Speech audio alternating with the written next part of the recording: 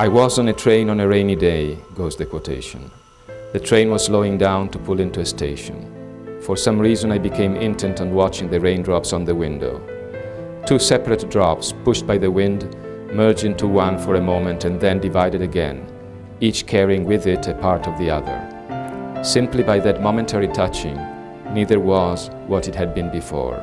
And as each one went to touch other raindrops, it shared not only itself, but what it had gleaned from the other. I saw this metaphor many years ago, and it is one of my most vivid memories. I realized then that we never touch people so lightly that we do not leave a trace.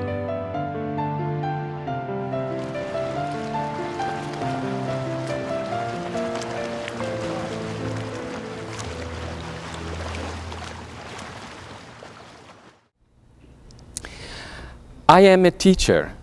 I am a professor of Italian literature at this university that is called Johns Hopkins University, and it's in Baltimore, Maryland. My field is Italian literature.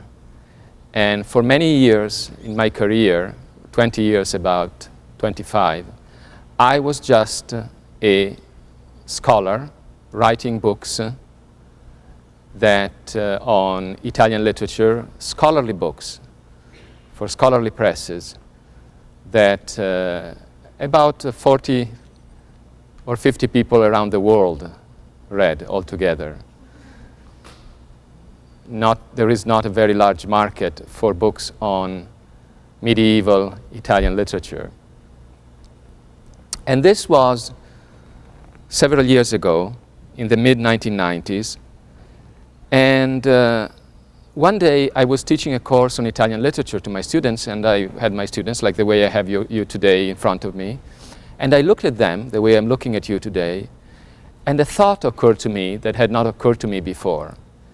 And the thought was that even if my students knew everything that there was to know about Italian literature, everything that there is to know, and then they went out to be unkind to a little old lady on a bus, I would feel that I had failed as a teacher. It was an odd thought, in the sense that it had not occurred to me before.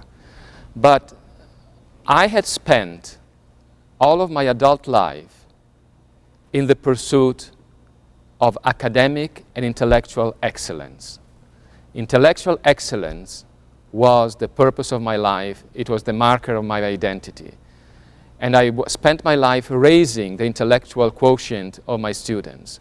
And here I was, all of a sudden, thinking that there was something more to that.